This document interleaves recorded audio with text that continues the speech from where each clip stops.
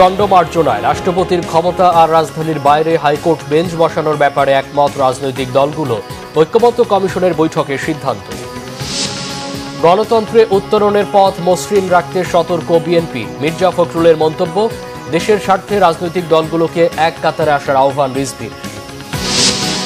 পুরনো বন্দোবস্ত ফিরিয়ে আনার চেষ্টা করলে পরিণতি হবে শেখ হাসিনার মতো, নাহিদ ইসলামের হুঁশিয়ারি। বললেন, জুলাই অভ্যুত্থানকারীরা রাজপথেই আছে।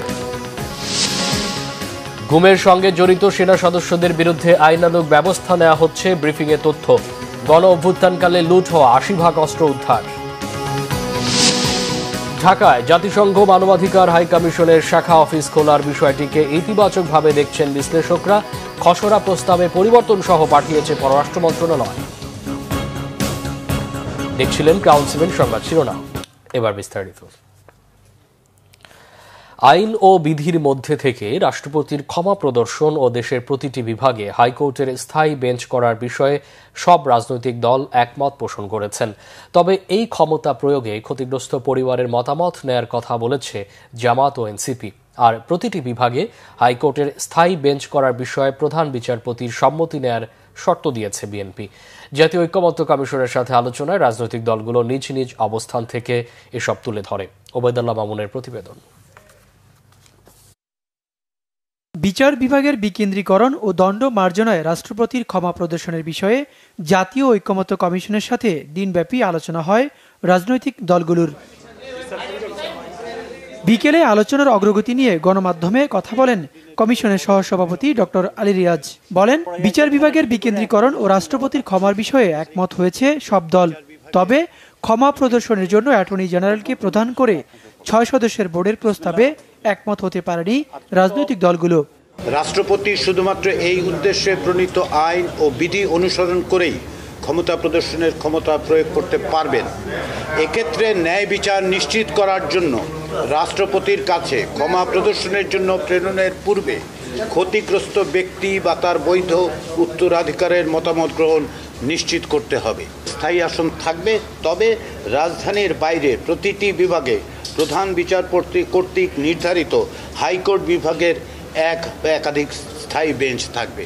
আলোচনায় নিজ নিজ অবস্থান তুলে ধরেছে বিএনপি, জামায়াত, এনসিপি, গণসংহতি আন্দোলন সহ অন্যান্য রাজনৈতিক দল। রাজধানীর বাইরে হাইকোর্টের স্থায়ী বেঞ্চ করার বিষয়ে প্রধান বিচারপতির সম্মতির শর্ত দিয়েছে বিএনপি। আমরা নীতিগতভাবে একমত হয়েছি যে রাষ্ট্রপতির এই ক্ষমা প্রদর্শনের বিষয়টি আইন দ্বারা নিয়ন্ত্রিত হবে। পার্মানেন্ট বেঞ্চ করতে হয় হাইকোর্ট ডিভিশনের সংবিধানে পরিবর্তন এনে, সেই ক্ষেত্রে আমাদেরকে সুপ্রিম কোর্টের একটা আলোচনা সাপেক্ষে করা উচিত। বিকজ আমরা চাই বিচার জনগণের দোরগোড়ায় পৌঁছুক। রাষ্ট্রপতির ক্ষমার বিষয়ে জামায়াত ও এনসিপি বলছে, অতীতে রাষ্ট্রপতির ক্ষমা প্রদর্শন আইনের অপব্যবহার হয়েছে। ভুক্তভোগীর পরিবারের সম্মতি নিয়ে আইনের মধ্য থেকে রাষ্ট্রপতির ক্ষমা প্রদর্শনের প্রস্তাব দিয়েছেন তারা। ব্যক্তিগতভাবে কোনো অপরাধের এগেইনস্টে যদি কোনো শাস্তি হয়, যেমন কারো পিতাকে কেউ হত্যা করল, এই হত্যাকাণ্ডের বিচার হয়েছে তার ফাঁসি। এই ফাঁসিটা ইচ্ছা করলে কমিটি এবং রাষ্ট্রপতি এককভাবে ক্ষমা করতে পারবে না। সেখানে আমরা বলেছি যারা ক্ষতিগ্রস্ত পরিবার তাদের এখানে কনসেন্ট লাগবে। বাংলাদেশের প্রত্যেকটা বিভাগীয় শহরে একটি করে হাইকোর্টের স্থায়ী বেঞ্চ স্থাপন করা হবে। আমরা এই প্রস্তাবের সঙ্গে একমত হয়েছি। সংলাপে অংশ নেয়া অন্য দলগুলো বলছে, রাষ্ট্রের ন্যায় বিচার প্রতিষ্ঠায় রাষ্ট্রপতির ক্ষমা প্রদর্শনের গুরুতর বিষয়ে সুনির্দিষ্ট আইন থাকা জরুরি। ওবায়দুল্লাহ মামুন, বাংলা ভিশন, ঢাকা। বিএনপি মহাসচিব মির্জা ফখরুল ইসলাম আলমগীর বলেছেন, জাতীয় নির্বাচনের আগে একতরফাভাবে বিটিআরসি টেলিকম নেটওয়ার্ক ও লাইসেন্সিং পলিসি প্রণয়ন করা ঠিক হবে না। তড়িঘড়ি করে সিদ্ধান্তে উদ্বেগ জানান তিনি। বলেন, গণতন্ত্র উত্তরণের পথ মসৃণ রাখতে সতর্কতার সাথে রাজনৈতিক পরিস্থিতি মোকাবেলা করছে বিএনপি। রিপোর্ট করছেন সিকান্দার ইমান। বিএনপি চেয়ারপারসন বেগম খালেদা জিয়ার গুলশান কার্যালয়ে জরুরি সংবাদ সম্মেলন করেন দলের মহাসচিব মির্জা ফখরুল ইসলাম আলমগীর। মূলত বাংলাদেশ টেলিযোগাযোগ নিয়ন্ত্রণ কমিশন বিটিআরসির সাম্প্রতিক ড্রাফট টেলিকম নেটওয়ার্ক ও লাইসেন্সিং রিফর্ম পলিসি 2025-এর উদ্যোগের বিষয়ে কথা বলেছেন বিএনপি মহাসচিব। এই পলিসিতে গুরুতর সমস্যা রয়েছে বলে মনে করে বিএনপি। এই ধরনের জাতীয় পর্যায়ের টেলিকম নীতি প্রণয়ন অবশ্যই সতর্কতা, স্বচ্ছতা ও অংশগ্রহণ নিশ্চিত করে নিতে হবে। সামনে জাতীয় নির্বাচন থাকায় তাড়াহুড়ো করে সিদ্ধান্ত নেওয়া উচিত হবে না। বিএনপি বিশ্বাস করে সবার জন্য উপকার বয়ে আনে এমন নীতি গ্রহণযোগ্য। আমাদের as a responsible political party আমরা আমাদের দায়িত্ববোধ থেকে আমরা এই জিনিসটা জনগণের সামনে আপনাদের মাধ্যমে তুলে ধরলাম। Now it is the responsibility of the government, interim government, যে তারা কিভাবে এটাকে নিচ্ছে। বিএনপি মহাসচিব বলেন, নির্বাচনের আগে অন্তর্বর্তী সরকারের বিতর্কিত কোনো সিদ্ধান্ত নেওয়া উচিত হবে না। যে আমরা অত্যন্ত সতর্কতার সঙ্গে আমরা বর্তমান যে রাজনৈতিক পরিস্থিতি, গণতন্ত্র উত্তরণের যে পথ, সেই পথকে মসৃণ রাখা এবং আমরা যে লক্ষ্যে এতগুলো প্রাণ গেছে, সেই প্রাণের বিনিময়ে আমরা যেন সুস্থ সুন্দরভাবে যেতে পারি, সেই পথেই আমরা হাঁটছি। যে কারণে আমরা কোনো রকমের এমন কোনো আপনার বিষয় অবতারণা করতে চাই না যেটা বিরোধিতা বা একটা সংঘাতমূলক বক্তব্য আসতে পারে। এদিকে কলাবাগান থানা বিএনপির সদস্য সংগ্রহ ও নবায়ন কার্যক্রমের উদ্বোধন করে বিএনপি নেতারা জানান, অবাধ, সুষ্ঠু ও গ্রহণযোগ্য নির্বাচন চান তারা। নতুন কোনো পদ্ধতির কথা বলে নির্বাচন নিয়ে টালবাহানা করা ঠিক হবে না বলেও মন্তব্য করেন বিএনপি নেতারা। সিকান্দার রেমান, বাংলাভিশন, ঢাকা। বিএনপির সিনিয়র যুগ্ম মহাসচিব রুহুল কবির রিজভী বলেছেন, গণতান্ত্রিক শক্তির ঐক্যের দরকার। দেশের বৃহৎ স্বার্থে রাজনৈতিক দলগুলোকে এক কাতারে আসতে হবে।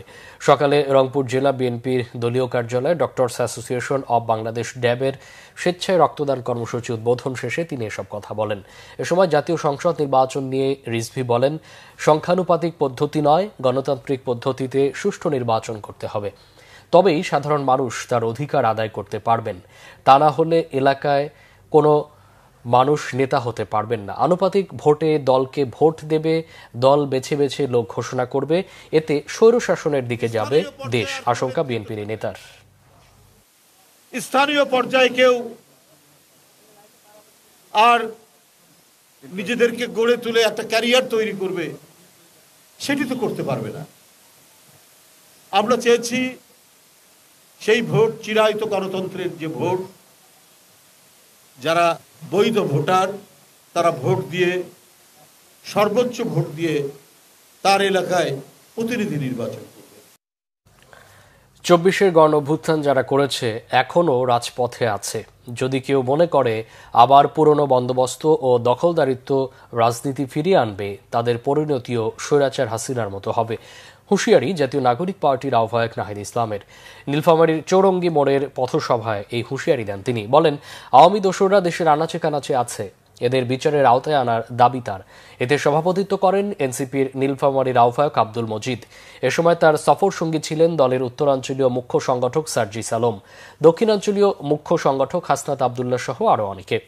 গতকাল রংপুরে জুলাই অভ্যুত্থানের প্রথম শহীদ আবু সাইদের কবর জিয়ারতের মাধ্যমে কর্মসূচি সূচনা করে এনসিপি।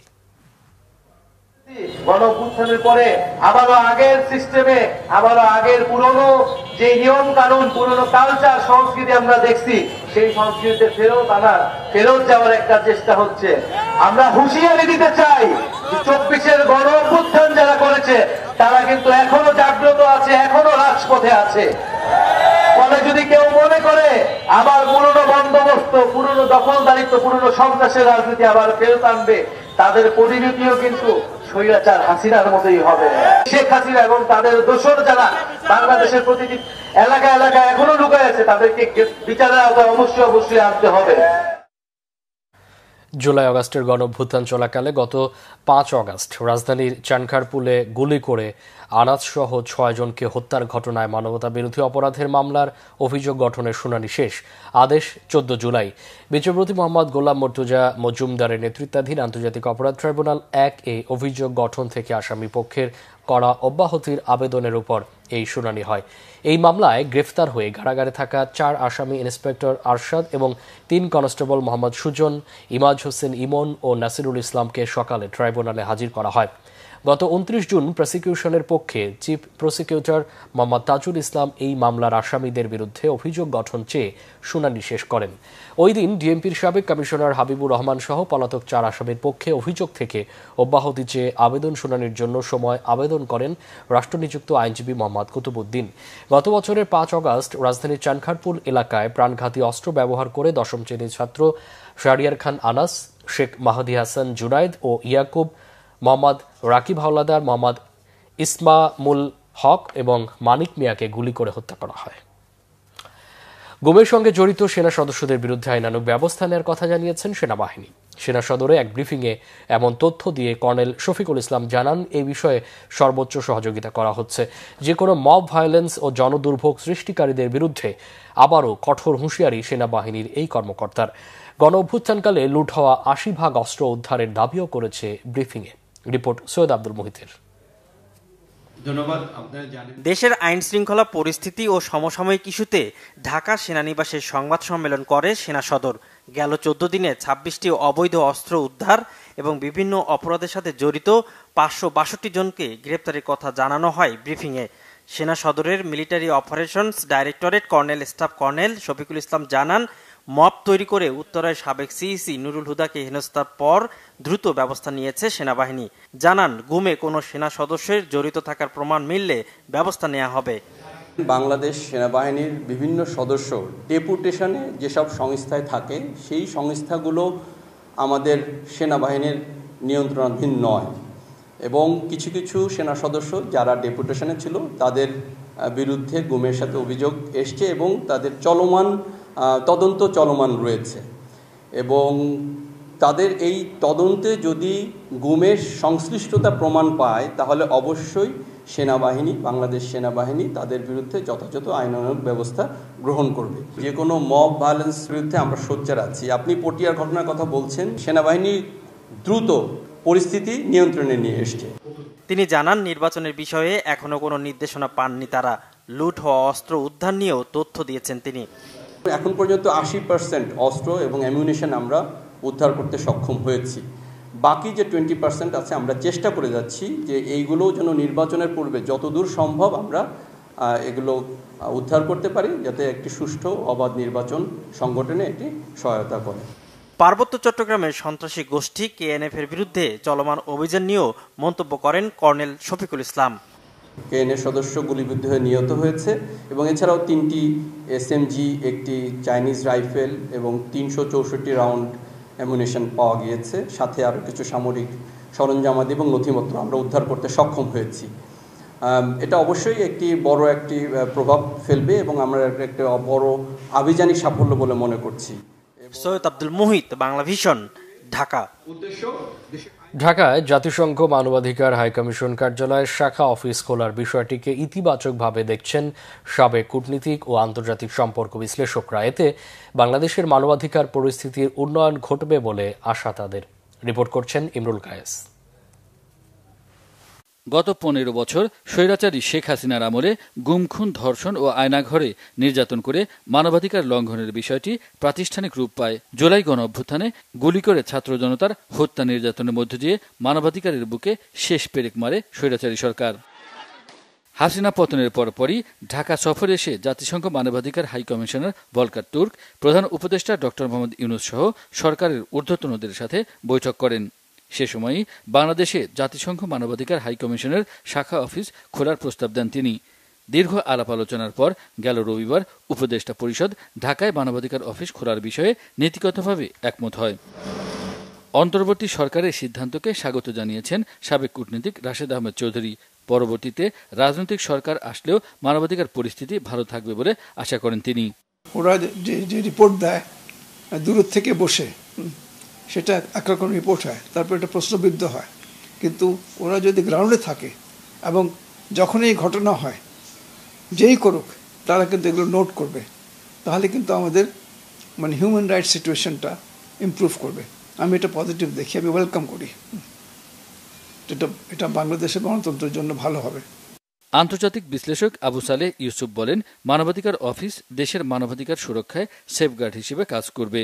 আমাদের যে একটা দীর্ঘ প্রায় 15 বছরের মানবাধিকার ভায়োলেশনের বিভিন্ন চরম মানবাধিকার ভায়োলেশনের বিষয়গুলো আসছে, সেক্ষেত্রে জাতিসংঘের মানবাধিকার কমিশনের অফিস এখানে থাকলে আন্তর্জাতিক যে মান অনুযায়ী তারা এগুলোকে অবজার্ভ করতে পারবেন। সুতরাং এটা মানবাধিকারের বিষয়গুলোর ব্যাপারে সংশ্লিষ্ট সকল পক্ষের আরও দায়িত্বশীল হওয়ার সুযোগ থাকবে, জনসচেতনতা বৃদ্ধি পাবে এবং সবাই মানবাধিকার বিষয়গুলোর ব্যাপারে আরও বেশি মনোযোগী হবেন। উপদেষ্টা পরিষদ চূড়ান্ত অনুমোদন দিলেই মানবাধিকার কার্যালয় স্থাপনে জাতিসংঘের সঙ্গে সমঝোতা হবে ঢাকার। প্রাথমিকভাবে 3 বছরের জন্য স্থাপিত হবে এ কার্যালয়। ইমরুল কায়েস, বাংলা ভিশন, ঢাকা। পররাষ্ট্র উপদেষ্টা তৌহিদ হোসেন বলেছেন, ঢাকায় জাতিসংঘ মানবাধিকার অফিস স্থাপনের খসড়া প্রস্তাব কিছু পরিবর্তন সহ পাঠিয়েছে পররাষ্ট্র মন্ত্রণালয়। জাতিসংঘ তা গ্রহণ করলে মানবাধিকার কার্যালয় স্থাপনের বিষয়ে সমঝোতা চূড়ান্ত হবে বলে জানান তিনি। মার্কিন পররাষ্ট্রমন্ত্রী মার্কো রুবিওর সাথে প্রধান উপদেষ্টার ফোনালাপে যত দ্রুত সম্ভব নির্বাচন অনুষ্ঠানের বিষয়েও আলোচনা হয়েছে। রিপোর্ট করছেন ইমরুল কায়েস। পররাষ্ট্র উপদেষ্টা তৌহিদ হোসেন বলেছেন, ঢাকায় জাতিসংঘ মানবাধিকার কার্যালয়ের অফিস স্থাপনের বিষয়ে খসড়া নিয়ে দুপক্ষের আলোচনা চলছে। জানান, খসড়ায় ঢাকার দেওয়া পরামর্শগুলো গ্রহণ করলে সমঝোতা চূড়ান্ত হবে। পররাষ্ট্র মন্ত্রণালয়ে সাংবাদিকদের এসব কথা বলেন তিনি। সেটাকে আমরা মডিফাই করেছি, তারা আবার কিছু মডিফিকেশন বলেছে। তারপরে কাছাকাছি যাওয়ার পরে আমরা তখন এটাকে অন্যান্য যে প্রসেসিং আছে সেই প্রসেসিংয়ে ফেলেছি। সেই পর্যায়ে এখন আমাদের কিছু পরিবর্তন আছে তাদের দেয়া যে ড্রাফট, এবং যেটা অনেকটাই আমরা এগ্রি করেছি, সেই পরিবর্তনগুলি তারা যদি গ্রহণ করে তাহলে একটু তাড়াতাড়ি হবে। যদি তারা গ্রহণ না করে, তারা যদি আবার বলে যে না এটা পরিবর্তন করুন, আমরা তখন দেখবো যে সেটা পরিবর্তন করা যাবে কিনা। ড্রাফট এখন ওই এন্ডে আছে এখন। সম্প্রতি প্রধান উপদেষ্টা ডক্টর মোহাম্মদ ইউনুস ও মার্কিন পররাষ্ট্রমন্ত্রী মার্কো রুবিওর মধ্যে ফোনালাপে নির্বাচন সহ নানা বিষয়ে আলোচনা হয়েছে বলে জানান পররাষ্ট্র উপদেষ্টা। চমৎকার পরিবেশে কথাবার্তা হয়েছে, আমি সামনে বসা ছিলাম, এবং সেখানে যেই সংস্কার কার্যক্রমে তাদের সমর্থনের কথাও বলেছে, এবং কথা উঠেছে যে যথাশীঘ্র সম্ভবই নির্বাচন করা হবে। মালয়েশিয়া আটক প্রবাসী বাংলাদেশিদের বিষয়ে দেশটির কাছে বিস্তারিত জানতে চাওয়া হয়েছে বলেও জানান তিনি। ইমরুল কায়েস, বাংলা ভিশন, ঢাকা। নারী, শিশু ও সমাজ কল্যাণ বিষয়ক উপদেষ্টা শারমিন এস মুর্শিদ বলেছেন, দেশে নারী ও শিশু নির্যাতনের বিষয়টি দীর্ঘদিন ধরেই মহামারীর মতো চলছে। এর কারণ রাজনীতি, মাদক, মোবাইল ও পর্নোগ্রাফি। সচিবালয়ে এক ব্রিফিংয়ে তিনি এসব কথা বলেন। উপদেষ্টা বলেন, কিছু ধর্মীয় প্রতিষ্ঠান চোখের আড়ালে থাকে, সেখানে শিশুরা নানাভাবে যৌন নির্যাতনের শিকার হয়, ফলে শিশুর বিকাশ বাধাগ্রস্ত হয় বলেও মন্তব্য করেন তিনি। উপদেষ্টা জানান, এসব বন্ধ করতে নতুন আইন করার চিন্তা করেছে সরকারের।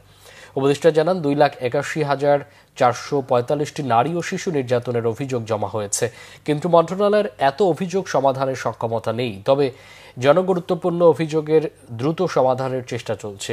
মুরাদনগরের ধর্ষণের ঘটনায় ইউএনওকে প্রধান করে কুইক রেসপন্স টিম কাজ শুরু করেছে বলেও জানান সমাজ কল্যাণ ও নারী বিষয়ক উপদেষ্টা। ন্যূনতম ঐক্যমত্যের ভিত্তিতে জুলাই সনদ ঘোষণার দাবি জানিয়েছে গণতন্ত্র মঞ্চ।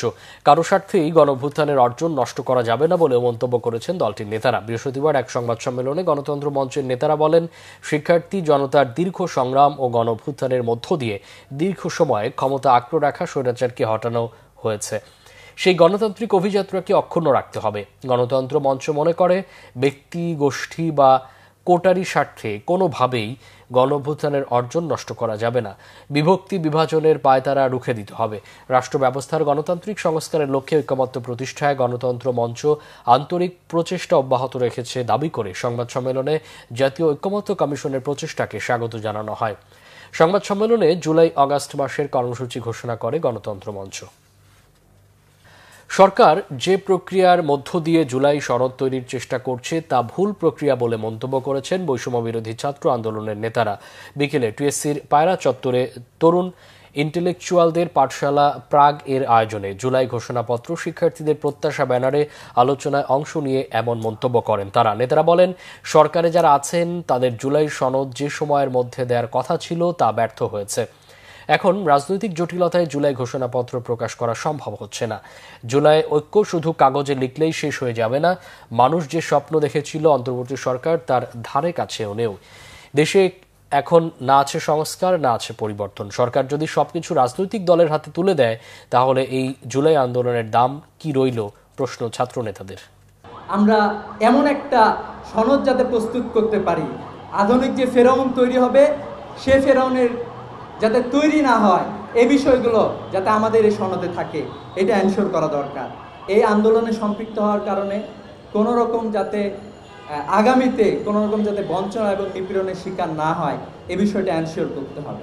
বর্তমানে সরকার সে একটা জাতীয় ঐক্যমত কমিশন করে কিছু রাজনৈতিক দলের সাথে কিছু সংস্কার করবে, তারা কিছু সংস্কার প্রস্তাবনা ঠিক করে সেগুলোর ভিত্তিতে তারা জুলাই সনদ করবে।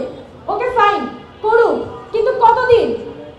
আমরা তো দেখতে পাচ্ছি যে পলিটিক্যাল পার্টিগুলোর সাথে সকল পলিটিক্যাল পার্টি যে বিষয়ে একমত হবে শুধুমাত্র সেই সংস্কারগুলোই বাস্তবায়ন হবে। তাহলে এটাতে লাভটা কি? দিন শেষে যদি আমি আমার গোটা একটা অভ্যুত্থান আমাদের রাজনৈতিক দলগুলোর হাতে গিয়ে তুলে দিয়ে আসি।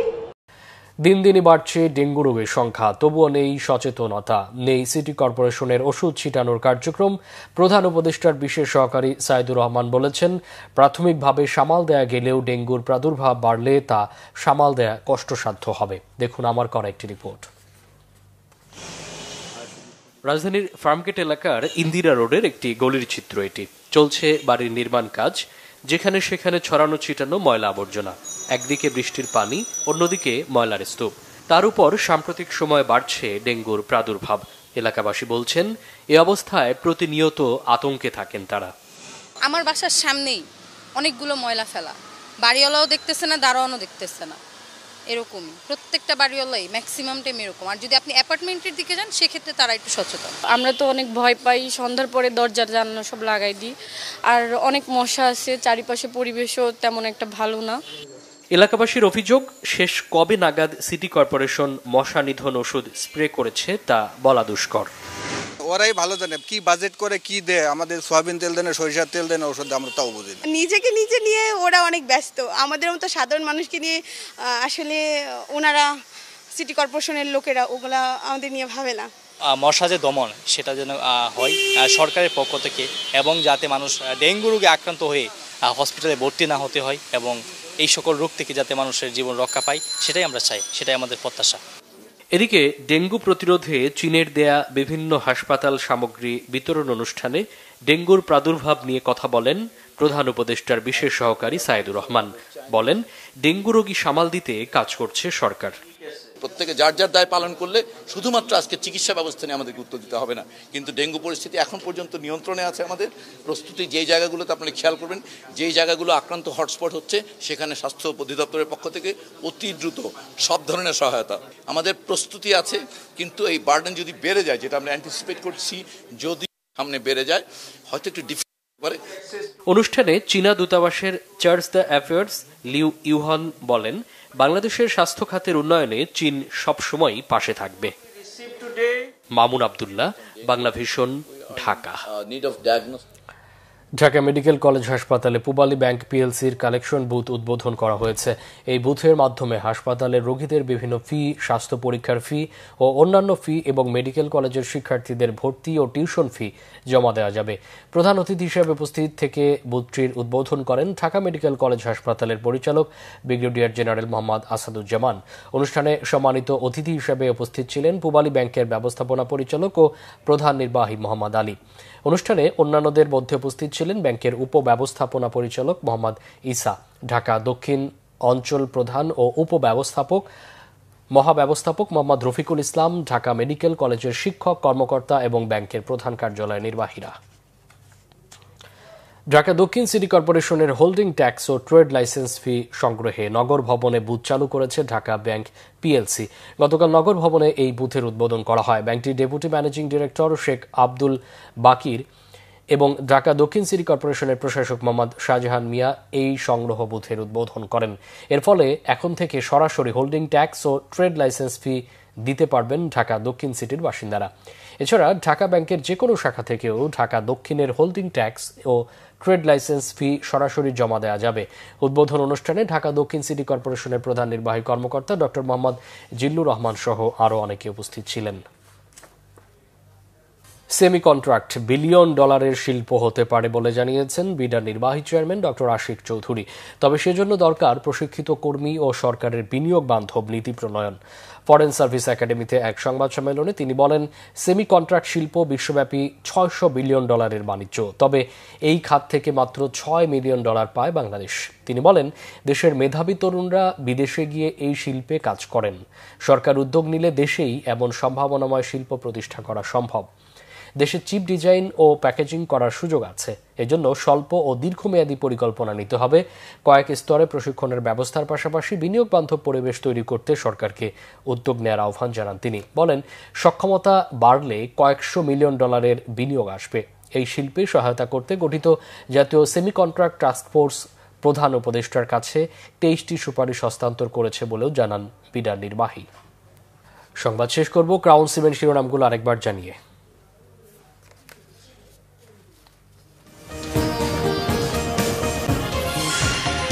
দণ্ড মার্জনায় রাষ্ট্রপতির ক্ষমতা আর রাজধানীর বাইরে হাইকোর্ট বেঞ্চ বসানোর ব্যাপারে একমত রাজনৈতিক দলগুলো।